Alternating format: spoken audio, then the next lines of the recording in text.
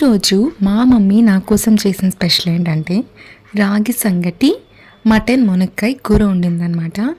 అయితే college డేస్లోనో office డేస్లోనో లేకైనా marriage అయిన తర్వాతనో ప్రతి అమ్మాయికి తెలిసిన విషయం ఏంటంటే మనం ఊరు నుంచి వస్తున్నాము అంటే ఖచ్చితంగా మమ్మీ మనకి ఫేవరెట్ ఫుడ్ ఏదో ఒకటి చేసి పెట్టి వెయిట్ చేస్తుంటుంది అని ఒక ఎక్స్పెక్టేషన్తోనే మనం జర్నీ స్టార్ట్ చేస్తామన్నమాట.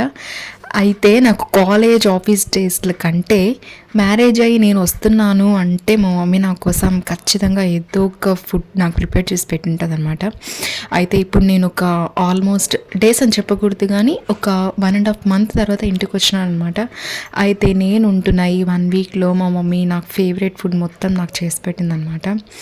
మా మమ్మీ చేత్తో మునక్కాయ మటన్ కూర వండితే తినడం నాకు చాలా ఇష్టం. అయితే ఇష్టమైన ఫుడ్ని మా మమ్మీ వండితే మా మమ్మీ చేత్తోనే తినడం అంటే నాకు అసలు వేరే లెవెల్ హ్యాపీనెస్ అనమాట. అందరూ ఇలానే ఫీల్ అవుతారు అనుకోండి, కాకపోతే నేను ఇంకొంచెం ఎక్సైట్మెంట్ ఎక్కువ అవుతాను అనమాట.